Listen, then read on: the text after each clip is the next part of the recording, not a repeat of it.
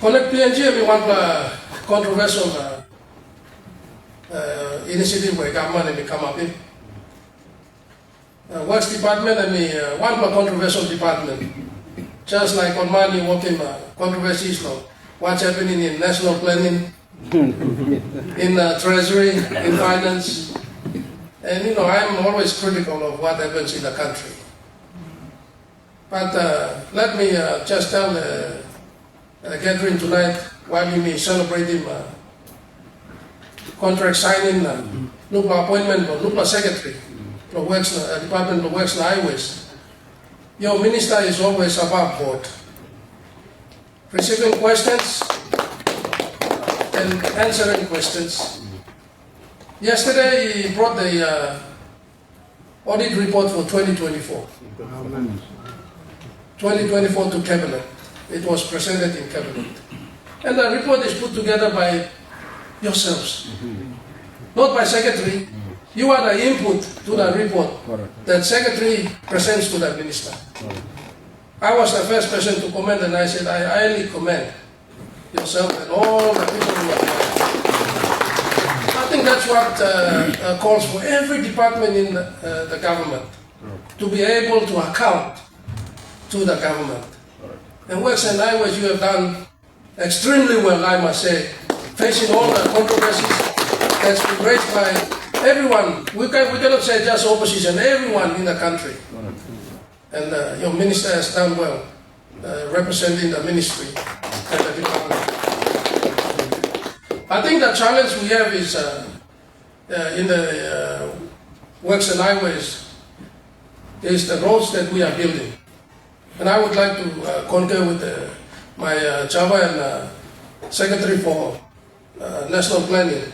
How can we grow the economy of our country? The only way to grow the economy is to build roads that will have return on investment. You must build roads to a coffee plantation. You must build it to a cacao plantation, to a copra plantation. If we just build the roads to nowhere, where there is no economic activity, then we are faced with no cash flow in the country. That's simple metrics. You don't have to be a mathematician. So we must build roads to areas where we will have return on investment.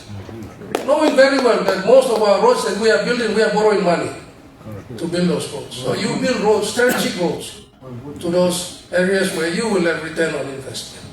That's your challenge. Going forward, even if it means that you forego some of the roads that you are building to nowhere, you redivert to areas where you will, have return on investment. The other thing is, Secretary, you must leave your own legacy. I think there's a need to revive how works worked before. We got to revive the provincial works. We have to revive PTBs. I am a person that's against hire cars. When I travel to another province, I want a yellow painted vehicle waiting for me, clear glass. Owned by Works Department. We got to revive it. It was working before. Let's do it. Let's do it. Allow the provincial works to function. Let the major roads be taken care of by the major contractors. Small maintenance program allow the provincial works to take care of that. Revive the provincial works.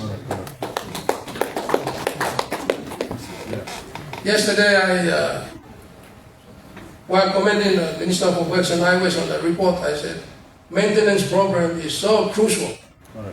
Most of the criticisms we are getting from the opposition and from the public, we are connecting new roads, but we are not maintaining the existing roads. And I think one of the things I supported the Minister also is that while National Planning Secretary is here, whatever is intended for Department of Works and Highways, in terms of funding, give it to them. Don't hold it in the treasury or planning. Give it to the department so they run it. They don't have to come knocking on your door all the time. Allow the contractors to function. Do not delay the payment so they can deliver the roads. Correct. That's the only way. When the budget is passed, what's intended for works and highways, move the money and park it in their trust account. They themselves can throw down and implement the road projects. And I think that's the only way we can see most of the parts of our country connected. And I forgot yesterday, I was saying, okay, while we are connecting the roads, we are forgetting the coastal areas. They should be part of the program of Connect PNG. Not only connecting the country through roads, but we must start building jetties, wharfs for the coastal provinces, the maritime provinces. Then we can say we have connected the country. We must allow the ships to operate, to carry cargoes, copra, cacao, from one destination to the next. When you ship coffee and tea from islands down to Ley Port, must be functioning. Port Moresby, outside of Port Moresby in Kerama, going to Milne Bay, East New Britain, West New Britain, Bougainville, Benden, Vanimo, Yisipi, all the ports must be functioning. The smaller jetties in Manus, all the island provinces. That should be part of the Connect PNG program. I believe, Secretary, the newly appointed Secretary, you can do it. Sure. You can do it. You know, God in His wisdom found favor in you. And we, in the government, we just, did what was, what came through the process. It was not easy getting you appointed. There was a lot of controversies raised. But I was one of the people who contributed. I said, why you want to question the system that we established?